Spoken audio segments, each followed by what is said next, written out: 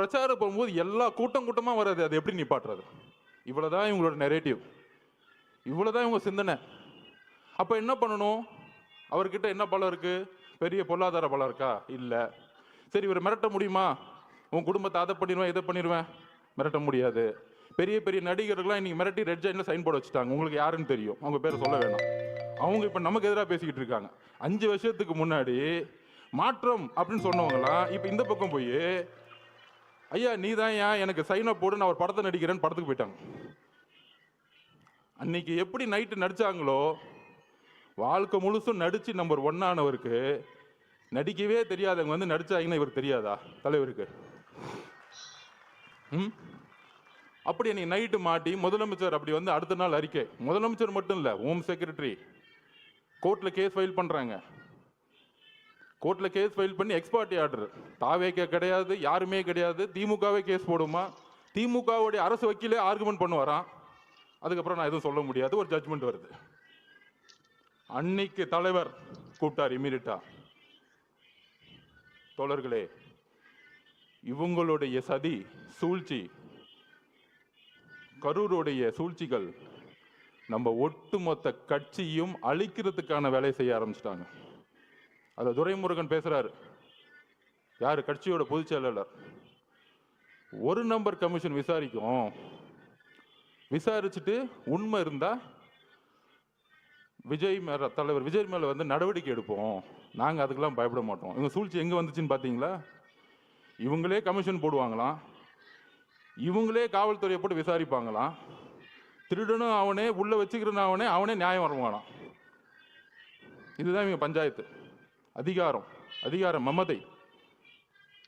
அப்போதான் சொன்னார், ஒரே ஒரு மீட்டிங், சுப்ரீம் கோர்ட் போங்க, நம்ம நியாயம் ஜெயிக்கும்னு சொன்னார். ஃபர்ஸ்ட் நம்பிக்கை கொடுத்தது அவர் தான். இந்த சும்மா சொல்றாங்க பாருங்க, இவர் ஆலோசனை கொடுக்குறாரு, அவ்வளோ ஆலோசனை கிடைக்கிறாரு, எல்லாத்தையும் பார்த்து தான் வந்திருக்காரு. அவருக்கு எந்த ஆலோசனையும் தேவையில்லை. அவர் சொன்னா செய்யறதுக்கு இங்க இருக்கவங்க எல்லாரும் இருக்கிறோம், 1.5 கோடி பேர் இருக்கும் சொல்ற செய்யறதுக்கு. எங்களுக்கு அவரை பத்தி உங்களுக்கு தெரியாது, அதிகமா பேச மாட்டார். தலைவர் விஜய் அவர்கள் தான் செயல். நீ பேசி பேசி அழிஞ்சுக்கிட்டு இருக்க, அவர் செயல்ல வந்து ஜெயிச்சுட்டு போயிட்டே இருப்பார்.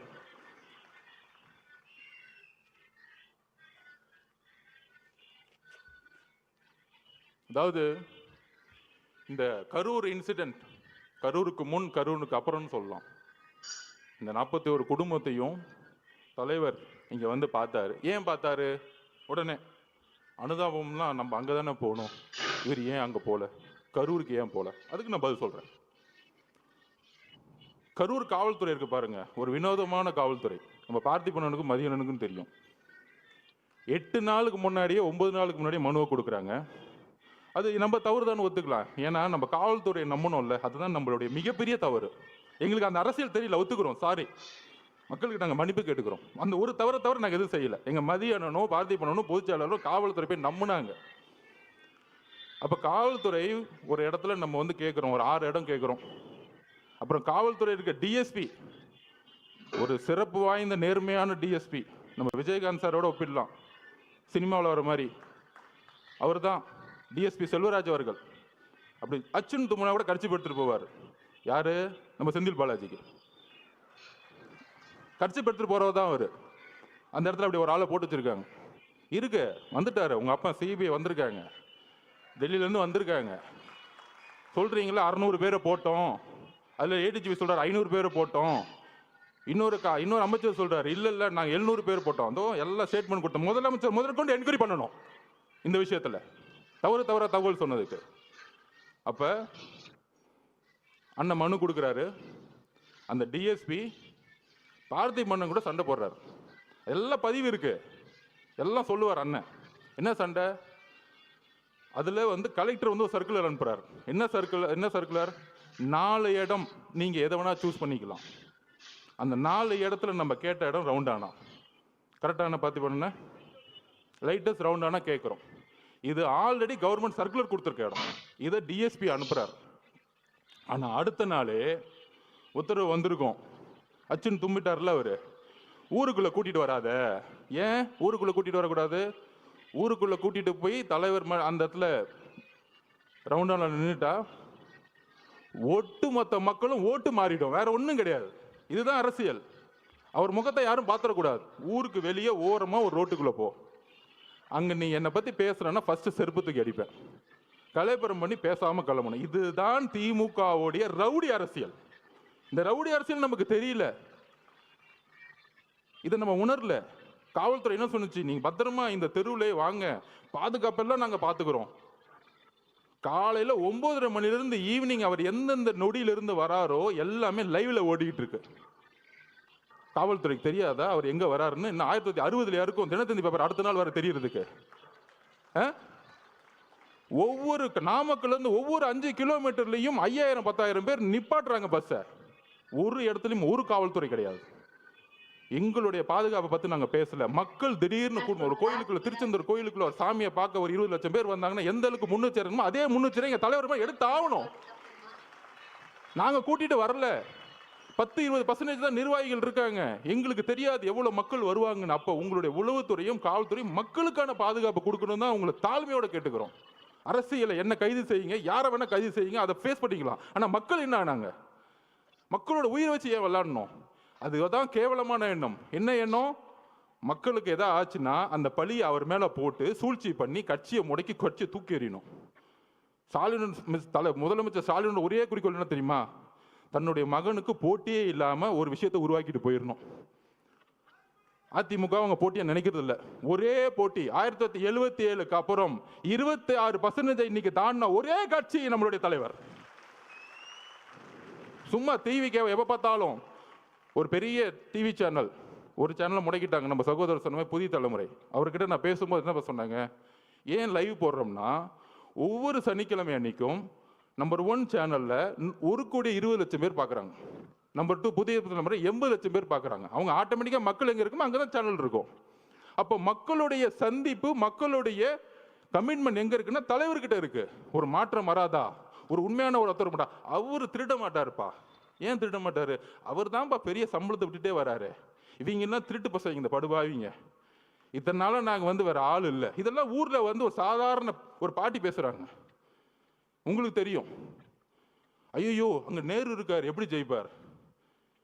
2011 உன் நேருல இருந்து எல்லாம் தூக்கி எறிஞ்சாங்க மக்கள். என்ன பேசிட்டு இருக்கீங்க? என்ன அரசியல் எங்களுக்கு தெரியாது. ஐகுமோர்ல ஒரு பெரிய மினிஸ்டர் தூக்கி எறிஞ்சாங்க, ஒரு சைக்கிள் கடைக்கார வச்சு ஜெயிச்சாங்க. அதுதான் தமிழக வெற்றி கழகம். நீ உன் கட்டமைப்புல தூக்கி எறிவார். உன் பொதுச் செயலர் தூங்க முடியாம எந்திரிக்காம, அதுக்கு ஏன் பொதுச் செயலர் எவ்வளவு மேட்டர்? ஏன் பொதுச் செயலர் பார்த்து நீ மீம்ஸ் போட்டுட்டு இருக்க? எந்திரிச்சு ஒரு வாக்கிங் பண்ண சொல்லுவோம் பொதுச் செயலரை. சட்டசபையில் உட்காந்து கிண்டல் பண்ணிக்கிட்டு கேலி பண்ணிக்கிட்டு எதிர்கட்சிகளை என்ன அவை நாடா, ஒரு அவை நாவடக்கம் கூட தெரியாம சட்டசபையை கேலி பொருளாக்கிக்கிட்டு எப்ப பார்த்தாலும் சட்டசபைக்கு போனா ஐயா உதயநிதி வாழ்க, ஐயா உதயநிதி. என்ன தியாகி அவரு? சட்டசபையா என்ன பண்ணிட்டு இருக்கீங்க? இது கேள்வி கேட்டா போதும், என் மேல ஒரு எஃப்ஐஆர், நான் புரட்சி உருவாக்கிட்டேனா? ஆமா, எல்லாம் ஊர்ல இருந்து எல்லாம் ஆம்ஸ் இறக்கி நடு ரோட்ல நின்று துப்பாக்கி எடுத்து சுட்டுட்டு இருக்கோம். இதுக்கு ஒரு எஃப்ஐஆர், இதுக்கு ஒரு மிரட்டல். அதுல துரைமுருகன் நாங்க என்ன நடக்கணும், தைரியம் இருந்தா கை வைங்கடா, என் தலைவரை பார்த்துருவோம். தைரியம் இருந்தா கை வைங்கடா. என்ன அதிகாரம் இருந்தா, போலீஸ் இருந்தா, தைரியம் இருந்தா முதல் வீட்டுக்குள்ள போயிடுங்க. நான் கேட்கிறேன், ஒட்டுமொத்த காலேஜில் இருக்க இளைஞர்களும் உங்க வீடு தேடி வருவாங்க, ஞாபகம் வச்சுக்குவாங்க. ஆயுத எழுத்து படம் பார்த்திருக்கீங்களா? பெரிய ரவுடி எழுத்து நிற்பாங்க. அந்த படத்துல மணிரத்னம் சார் எழுதியிருப்பாரு, இளைஞர் புரட்சி. அந்த புரட்சி தான் 26ல உருவாகிட்டு இருக்கு. நீ காசை கொடுத்து கூட்டிட்டு வருவ. அதுக்கு நான் உதாரணம் சொல்லிடுறேன். நாமக்கல்ல இருந்து கரூர் வந்துட்டு இருக்காரு அண்ணன், நான் உள்ள இருக்கிறேன். அதுக்கு முன்னாடி ஒரு பெரிய காலேஜ் இருக்கு மேடம், மதியானம் என்ன நடந்தது? குமாரசாமி காலேஜ்ல இருந்து 5000 ஸ்டூடெண்ட்ஸ் ஓடி வருவாங்க. நான் 2 கிலோமீட்டர் பாக்குறேன். அண்ணன் பாக்குறாரு, என்னப்பா அங்கிருந்து ஒரு கூட்டம் ஓடி விட்டுது, என்னப்பா அது அப்படிங்கிற. ஒட்டுமொத்த காலேஜும் ஓடி வராங்க. அதுல போன் வேற எடுத்துட்டு வராங்க, கத்தி போன் எடுத்துட்டு வந்துட்டு இருக்காங்க. அதுல நண்பர்களே, இதுதான் மிகப்பெரிய விஷயம். அதுல 5000 பேத்துல 3000 போது பெண்கள் ஓடி வராங்க. இதுதான் அரசியல் மாற்றம். நீ சொல்ற நேரு, வேலு, செந்தில் பாலாஜி தூக்கி எறிஞ்சிட்டு இளைஞர்கள் போயிட்டே இருப்பாங்க. ஞாபகம் வச்சுக்கோங்க. காவல்துறையை பார்த்து பயப்படுற நினைச்சிட்டு இருக்கீங்களா? எங்களுக்கு எந்த பயமும் இல்லை. நாங்க ஒரே ஒரு கோரிக்கை தான் மக்கள் முன்னாடி வைக்கிறோம். மக்கள் பாதுகாப்புக்கு காவல்துறை தான் பொறுப்பு. எங்கள் பாதுகாப்பு, என் மேல எஃப்ஐஆர் போடுங்க, எங்க பொதுச்செயலாளர் அரெஸ்ட் பண்ணி உள்ள வைங்க, நாங்க எதிர்கொள்ளுக்குவோம், சுப்ரீம் கோர்ட்டு கூட போய்க்குவோம், எங்களுடைய ஒரே ஒரு தொண்டை மேல கை வைங்க, சுப்ரீம் கோர்ட்ல இருந்து ஆர்டர் வரும். நாங்க இப்ப சொல்றோம், எங்களுக்கு நீதித்துறை மீது, நீங்க நீதித்துறை வச்சு அரசியல் பண்ணினா எங்களுக்கு நீதித்துறையில என்ன, எங்களுக்கு சீனியர்ஸ் இருக்காங்க. எங்க கட்சி வந்து உட்கார்ந்து சாதாரண கட்சி நினைச்சுக்காதீங்க, எங்களுக்கும் தெரியும் அரசியல். ஆனால் மக்கள் பாதுகாப்பு, அந்த பாதுகாப்புக்கு நீங்கள் தான் முதல். இப்ப கூட எஸ்ஓபி வந்து போட்டோம், நம்ம நிர்மல்குமார் அவர்கள் நம்ம சட்டத்துறை போட்டோம் ஹைகோர்ட்ல நம்ம கேஸ் ஃபைல் பண்ணியிருக்கோம். எப்படி எல்லா கட்சிகளுக்கும் சமமா ஒரு ரூல்ஸ் அண்ட் ரெகுலேஷன் உருவாக்குங்க. நமக்கு மட்டும் ஒரு நாளுக்கு முன்னாடி தருவாங்க. ஆனால் திமுக மட்டும் தன்னுடைய புள்ள ரோட் ஷோ போகலாம், அவர் ரோட் ஷோ போகலாம். அது எனக்கு புரியல. எல்லாம் ரோட் ஷோன்னா சாதாரணமாக நினச்சிக்கிறாங்க. ரோட் ஷோன்னா மக்கள் இருக்கணும், வெறும் ரோட்டில் போகிற ரோட் ஷோ கிடையாது. உதயநிதியில் ரோட் ஷோ போயிட்டு இருக்காரு, அது நம்ம பசங்க மீம்ஸ் எடுத்து போட்டுட்டு இருக்காங்க. வெறும் ரோட்டில் அப்படி கை கும்பிட்டு லெஃப்ட்லேயும் ஆளை காணும், ரைட்லேயும் ஆளை காணும். யாரை பார்த்து இந்த பூனை வந்து சூடு போட்டுக்குமே புளியை பார்த்து, எப்போ பார்த்தாலும் நம்ம தலைவர் பண்ணுறதையே பார்த்து பண்ணுறது. அவர் ஏர்போர்ட்டு இறங்குனா கூட்டம் வருதுன்னா மக்கள் வராங்க, உடனே இவங்களும் ஏர்போர்ட் விட்டுனா கூட்டம் வரணும். நம்ம உதயநிதி போறாருன்னா ரோட்டில் போறாருன்னா ரோட் சைடு லெஃப்ட் ரைட்டு பார்க்குறாரு, எவனுமே மதிக்கல. இப்போ கூட நேற்று கூட பாருங்க, வெள்ளூரில் வாக்கிங் போயிட்டு இருக்காரு, யாரா ஓடி வந்து பார்க்காங்க. எங்க தலைவர் வெள்ளூரில் வாக்கிங் போட்டோம், அன்னைக்கு வெள்ளூரை முடங்கி போயிடும். என்ன பேசுறீங்க நீங்க? உங்களுக்கு தான் தெரிஞ்ச அரசியல். திமுகனா கொள்கை, நாங்க தான் கொள்கை, எங்களுக்கு தான் கொள்கை தெரியும். நான் ஒத்துக்கிறேன். 1967 அண்ணா உருவாக்கும் போது நாங்களும் அண்ணா வழியில் இருக்கவங்க தான். அண்ணாவோட கொள்கையை நாங்கள் வந்து கடைப்பிடிக்கிறோம், தலைவர் கடைப்பிடிக்கிறாரு. அண்ணாவோட கொள்கை என்ன? பெரிய திராவிடன் 4 மணி நேரம் பேசுவான், எல்லோரும் சமமாக நினைக்கிறது தான் அண்ணாவோட கொள்கை. எங்கள் தலைவர்கிட்ட பேசி பாருங்க 1 hour. இங்கே இருக்கிற பிஎல்ஏ நம்பர் 1 தான், பொதுச் செயலாளர் 1 தான். அங்கே ஒரே ஒரு டிஸ்கிரிமினேஷன் வந்து தூக்கி போட்டு போயிட்டே இருப்பார். எல்லாரும் சமமாக இருங்க. அப்போ அண்ணாவோட குறிக்கோள் என்ன? சாதியை பார்த்து அவர் அரசியல் பண்ணல, மதத்தை பார்த்து அரசியல் பண்ணல, பணத்தை பார்த்து அரசியல் பண்ணல, ஊழலுக்காக அவர் வரல. இதுக்கு மேலே என்னப்பா கொள்கை வேணும் எங்கள் தலைவருக்கு? சொல்லுங்க. நீ 10 மணி நேரம் மேடை போட்டு பேசுகிற வாழ்க்கையில் கடைப்பிடிச்சிட்டு போயிட்டே இருக்கிறார். நீ மேடை போட்டு எதுவும் கடைப்பிடிக்க மாட்டேன்னு எல்லாருக்கும் தெரியும். அதுக்கப்புறம் கலைஞர் வந்தார். நான் ஒத்துக்கிறேன், கலைஞர் மேலே பெரிய விமர்சனம் 2 விஷயம் இருக்குது. குடும்ப ஆட்சியும் ஊழலும், அதில் பெரிய விமர்சனம். இன்னொன்று சமூக நீதியை கொஞ்சம் உருவாக்குனாரு, அதில் எங்களுக்கு எந்த விதமான இல்லை. ஏன்னா தலைவருக்கு கலைஞரே பிடிக்கும், அதை கூட நாங்கள் ஒத்துக்கிறோம். இப்போ இருக்கிற ஸ்டாலின் திமுக இருக்கு, அவர் விமர்சனம் பண்ணி பிரோஜனம். அவருக்கு உடம்பு சரியில்லை, அவர் நடந்துக்கிட்டு இருக்காரு, ஆனால் சுற்றியில் என்ன நடக்குன்னு தெரியாது. கரூரில் பேட்டி கேட்குறாங்க, வந்தார், எழுப்பி விட்டாங்க. ஐயோ உங்கள் பையனுக்காக போங்க, அப்போ தான் பழியெல்லாம் தூக்கி விஜய் சார் மேலே போட முடியும், நீங்கள் தயவு செஞ்சு எந்திரிச்சு போங்கன்னு சொன்னா அவரும் வந்துட்டாரு. 5 வருஷமா எந்த சாவுக்கும் போலையாம். ஃபோனில் அஜித்குமார் கூப்பிட்டு அம்மா மன்னிச்சுக்கோமான்னு சொல்லுவாராம். ஆனால் தாவேகா மேலே குற்றம் சொன்னவன கிளம்புனாரு பாருங்க, சார்ட்டர் ஃப்ளைட் பிடிச்சி.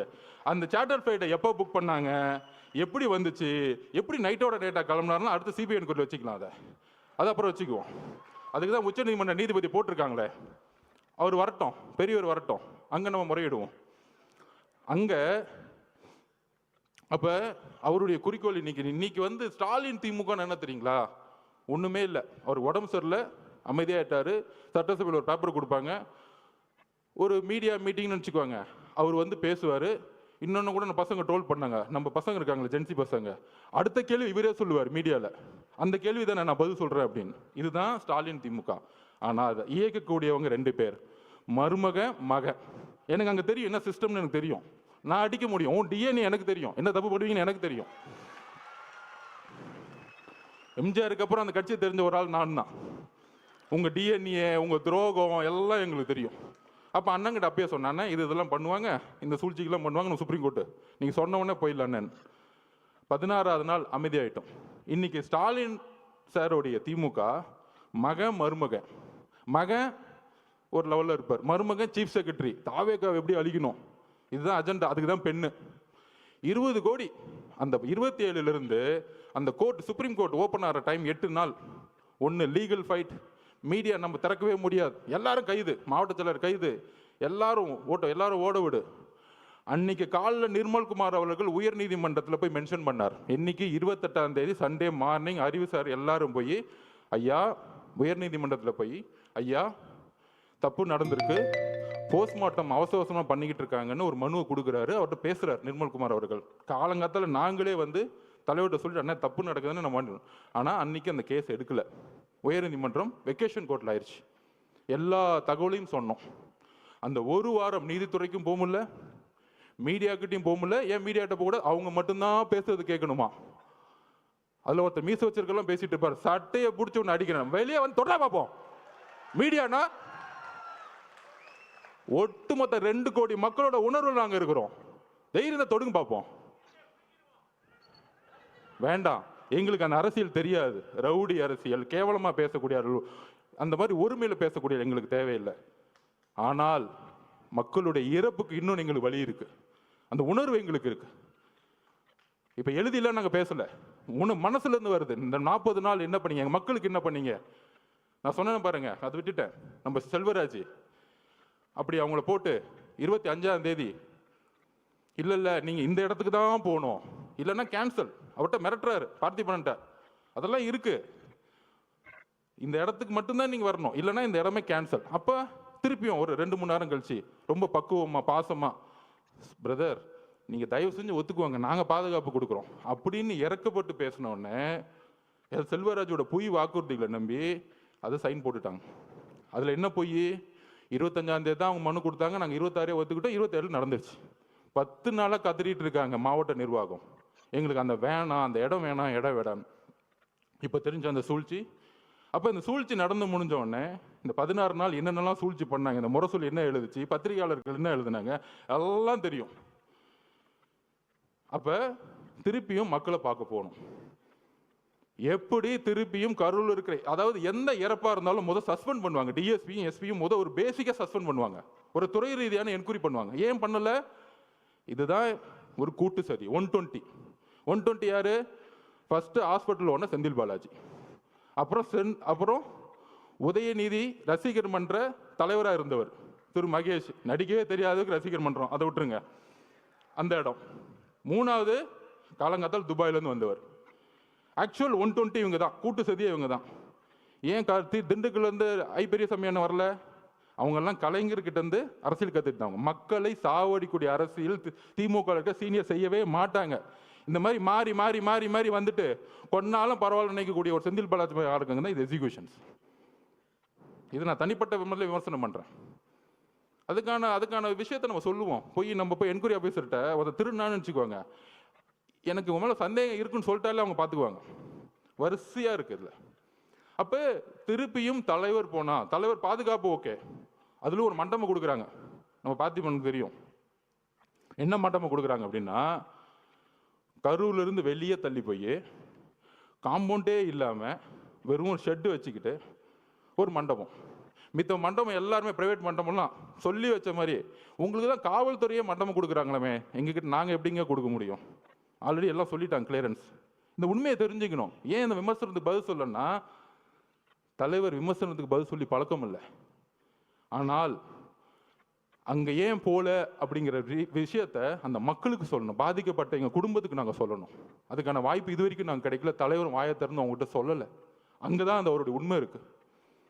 எவ்வளோ கடுமையான ஒரு நேரம் ஒரு தலைவருக்கு, உறவுகளை இழந்து பார்க்க முடியாம 30 நாள் வீட்டுக்குள்ள இருந்து பார்க்கவே முடியாத சூழலை உருவாக்கிய ஒரு அரசு, காவல்துறை, மீடியா இதெல்லாம் பார்த்துக்கிட்டு பொய்யையும் உள்வாங்கிக்கிட்டு கடைசியில இதே இடத்துல அவர் வந்து பார்த்தாரு.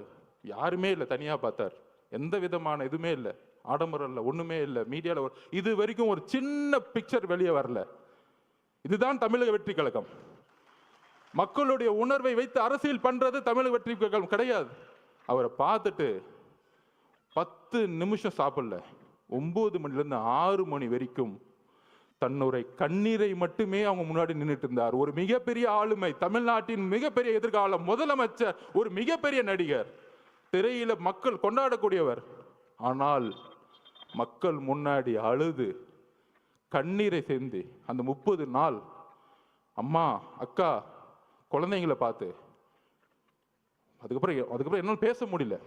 என்னெல்லாம் பேட்டி கொடுத்தாங்க தெரியும். அப்படி அப்படி அப்படி நடந்துச்சா எனக்கு இது வரைக்கும் உள்வாங்க முடியல. அவர் அப்படி பார்க்க முடியுமா அப்படின்னு. ஆனால் 9 மணி நேரம் கண்ணீர் விட்டு சிந்திய ஒரே தலைவர் எங்களுடைய தலைவர். உங்களை மாதிரி நைட்டு 3 மணிக்கு மலர் விலையை வச்சுட்டு 7வது நாள்ல உங்களுடைய ஹெல்த் மினிஸ்டர் வச்சுட்டு இட்லி கடை படம் பார்க்க போற, இட்லி கடை படம் பார்த்தா எங்க தலைவர் கிடையாது. அப்படி ஒரு கட்சி கிடையாது எங்களுது. அப்ப அந்த அந்த வலியை ஒட்டுமொத்த தமிழ்நாடும் பார்க்கக்கூடிய எங்க தலைவர் 41 குடும்பத்தையும் அன்றைக்கு தத்தெடுத்தார். வாழ்க்கை முழுவதும் இந்த கட்சி தத்தெடுத்தது. இங்க இருக்கக்கூடிய 1.5 கோடி மக்களும் ஒரு ஆளா நாங்க இருக்கிறோம் பார்த்துக்கிறதுக்கு. அந்த அந்த வார்த்தைகளை கொடுத்து ஒரு விடை பெறும் பொழுது எங்களுக்கு தெரியும் அவருடைய உடல் மொழி எவ்வளவு இறுகி இருந்தது எங்களுக்கு தெரியும். அப்படி அப்படி அப்படி ஒரு தருணத்தை எங்க அண்ணனை நாங்க பார்த்ததே கிடையாது. அப்படி பார்க்க கூடாதுன்னு நாங்க நினைக்கிறோம். அந்த சூழ்ச்சியும் அந்த உணர்வும் இப்ப யோசிக்க ஆரம்பிச்சிட்டார். எந்த மக்களை நீங்க கை வச்சீங்களோ, பொதுவா அமைதிக்கு பின் புயல் வரும், இப்ப புயலுக்கு பின் அமைதி வரும்னு சொல்லுவாங்க. இப்ப ஒரு அமைதிக்கு பின் ஒரு புயல் வரப்போகுது, நீங்க பாப்பீங்க. ஏன் நிப்பாட்டினாங்க? ஏன்னா நம்ம 26% கிராஸ் பண்ணிட்டோம். தலைவரால இன்னும் தமிழ்நாடு முழுவதும் பிரச்சாரம் பண்ணும் பொழுது தனியாவே அவரால் ஜெயிக்க முடியும். இதுதான் உண்மை. எம்ஜிஆர் கட்சி திறக்கும் போது இவங்க கூட்டணி வருவாங்களா, அவங்க கூட்டணி வருவாங்களான்னு நினைச்சு பார்க்கல.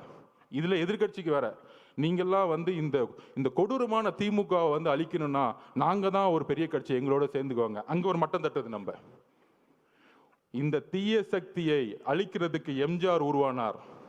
அதுக்கப்புறம் அம்மையார் ஜெயலலிதா அவர்கள் அதை உருவாக்குனாங்க. அதுக்கப்புறம் ஒரே தலைவர், எங்களுடைய தலைவர் மட்டும்தான் இந்த தீய சக்தியை தூக்கி போட முடியும். அதுல நாங்க தெளிவா இருக்கிறோம். நண்பர்களே, ரீசெண்டா நம்ம இந்தியாவுடைய பெண்கள் அணி வெற்றி பெற்றதை பார்த்துருப்பீங்க. 83க்கு அப்புறம் 25, 83ல ஆண்கள் அணி ஜெயிச்சது கபில் தேவ் ஜெயிச்சாரு. அதுக்கப்புறம் பெண்கள் அணி ஜெயிச்சாங்க. அவங்க வெற்றி பெற்ற பிறகு சொன்ன வார்த்தைகளும் வழிகள் என்ன தெரியுமா? ஆண்கள் அணியை, இந்தியாவுடைய மென் டீம் எப்பயுமே இந்த உலகம் கொண்டாடும், இந்தியா கொண்டாடும். ஆனால் பெண்களை எங்களை கொண்டாடினது கிடையாது. இந்த ஒரு வெற்றி ஒட்டுமொத்த பெண்களுக்கும் கிடைத்த வெற்றின்னு சொன்னாங்க. அது மாதிரி 2026 எந்த மாதிரி காலகட்டத்தில் நம்ம இருக்கிறோம்? தன்னுடைய குடும்பத்தில் இருக்க மகனை முதலமைச்சராக மட்டுமே குறிக்கோள், வேற எந்த குறிக்கோளும் கிடையாது. கொள்கைன்னு சொன்னாங்களே, நான் சொன்ன மாதிரி தான். அண்ணா அவர்கள் 67ல் ஆரம்பிக்கும் பொழுது ஒரு கொள்கையாக ஒரு கட்சி ஆரம்பிச்சா திமுகவை. கலைஞர் கொஞ்சம் சமூக நீதியை பார்த்துக்கிட்டு குடும்பத்தையும்